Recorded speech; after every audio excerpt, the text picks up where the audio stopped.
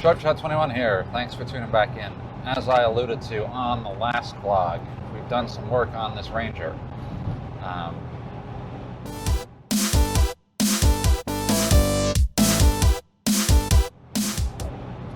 Most of it I've got some videos for, but I'll give you the high level on those. Spring of 25, when I could finally take this thing off the road for a little bit and had decent weather, I rebuilt the front axle and the front steering and some suspension on this. That needed to be done due to some deferred some deferred maintenance from previous owners and just age. So we got that all done. While I had it apart, I went in and I did all new AC. So those will be coming shortly. Should start to see those in another week or two.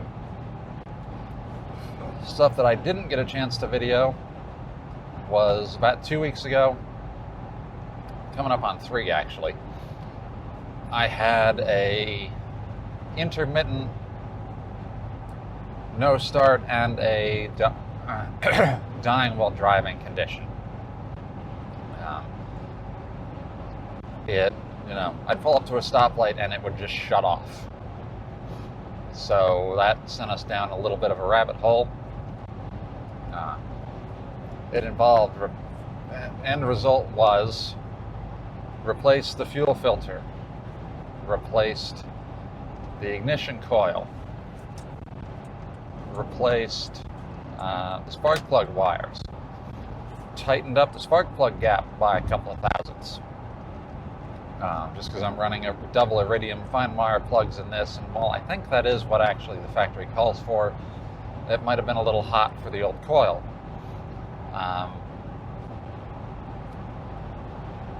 That seemed to fix it for a little bit, but then we died again, and then we were dead no start, and it looked like we had no fuel rail pressure. So thought was fuel pump. Pulled the bed, actually not too hard. It's easier to undo the bed bolts and move the bed than it is to drop the tank on these trucks. So that's what I did. Pulled it out, and the fuel pump definitely needed replaced, if only because there was so much RTV on the send and return lines. That was all that was holding them together. This new sender and pump, I did the whole unit, seems to be holding up quite well. Granted, this is only the 3rd drive I've done with this truck since I put it in, but seemed good. Checked after that, still no fuel pressure at the rail, but now we had verified good pump. The other one was not good, even with jumpering it out. It was very intermittent. Jumpering the relay out and jumpering the pump fully on. So, replaced the fuel pressure regulator. That seems to have finally done fuel pressure, but I was still getting no start. Did some more digging, and the only thing that I hadn't replaced that everyone seemed to indicate was the issue, if all the rest of the stuff was known good, was the crank position sensor. Crank position sensor ties into the ignition control module and tells the ignition control module when to fire the coils. So, replace that. Oh, hey, blimp. You don't see many of those. Sorry, distract money. So, replaced the crank sensor, immediately fired up, and has proceeded to fire up properly every time so far. So it definitely was, among other things, the crank position sensor. Now, that's a 2-bowl thing, can be done from underneath, a little bit tricky to get to. But that was a fair bit of part swapping that may or may not have all been necessary, but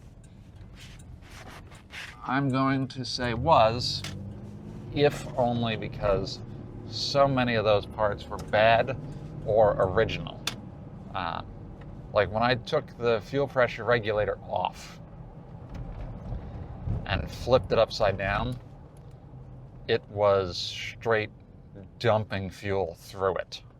It did not fail because the diaphragm failed on the vacuum side. That was clean, which is usually the failure mode for those. I apologize for tipping. No, it failed in, I'm going to assume, because when I pulled the fuel filter out, I got a little piece of detritus or something in the line up to the fuel rail, and that is what clogged the regulator fully open. And it took several days for it to do that. But that's what my thought is on that one. So that's what's been done that I didn't get a chance to document, just because I needed this truck up and running as fast as possible. And I had very little time to actually record while working on it.